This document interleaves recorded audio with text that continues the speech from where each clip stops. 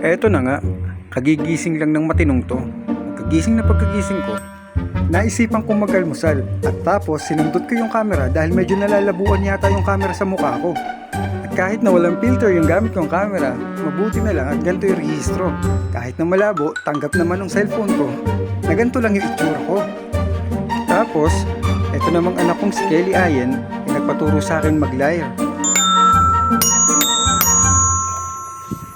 At habang tinuturuan ko mag-lyre si Kelly, alaga ko naman ngayon si Last. At habang alaga ko si Last, binabantayan ko naman siya habang nag-aaral yung ate niya na si Winwin. Sulat na natin.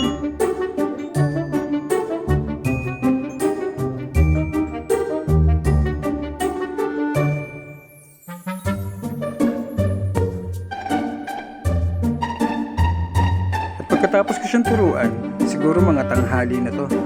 Kinukulit niya na akong bumaba kaming dalawa dahil may pupuntahan nga kami. Hindi ko naman sila pinangakuan pero sila yung nag-i-insist na sumama sila sa akin. Kaya yan, tamang kulit. Bibili ng ulam sa bayan. Bayan?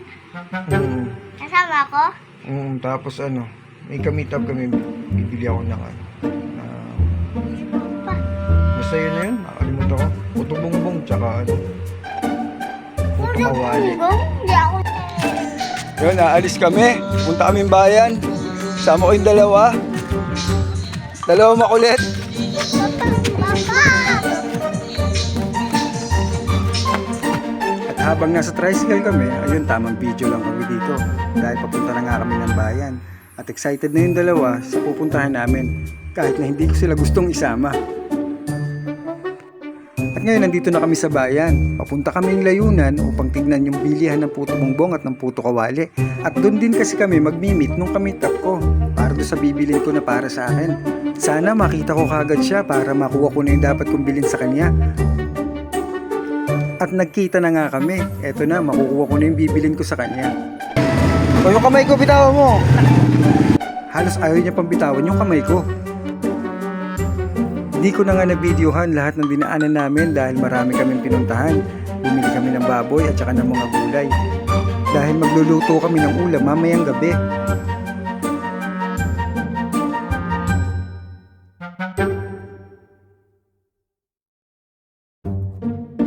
At eto na nga, nagturo na nga yung dalawa gaya ng inaasahan. Dito kami bumili sa Big Brew para makatikim kami ng kapeng malamig. At eto na nga, pauwi na kami. At tamang video lang yung dalawa. Eto na. Sa Big Brew, tapos etong dalawan to, nag-aagawang pa. Pauwi lang namin. At yung puto bugbog. Gatas, ulam for the night. Atik na. Sarap nga. Akin to. Sarap nito. Ito yung cream yung may cream.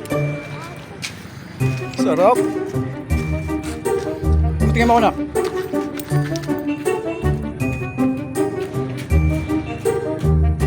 At masarap naman yung nabili naming kape.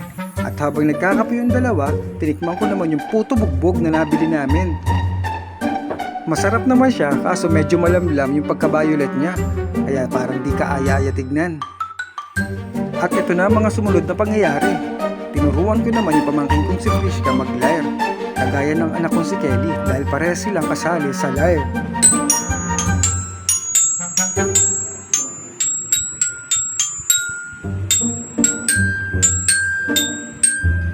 Medyo magaling yung bata dahil ang bilis ng pick up. Pero tong si Kelly, parang medyo nahihirapan pa. Pero konting pukpuk lang at siguradong matututo rin siya. Sabay ko nga sa kanta.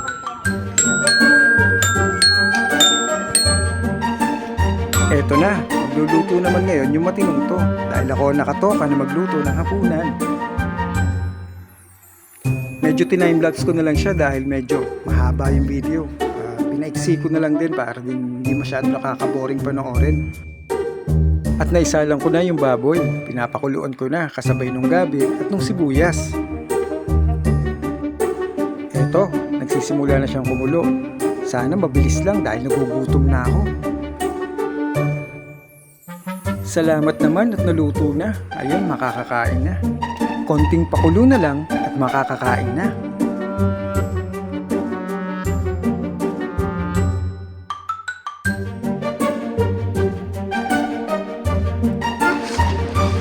Ay, salamat po sa gabing to na pinagkaloob niyo. Nawa po'y maging kalakasan po ng isip, puso, pisikal, emosyon namin ang pagkagtatanggapin namin. At nawa po'y mapatawad niyo po kami sa mga pagkakasala namin bilang isang anak ninyo sa nakakagawa ng mga pagkakamaling di nakalulugod sa harap ninyo.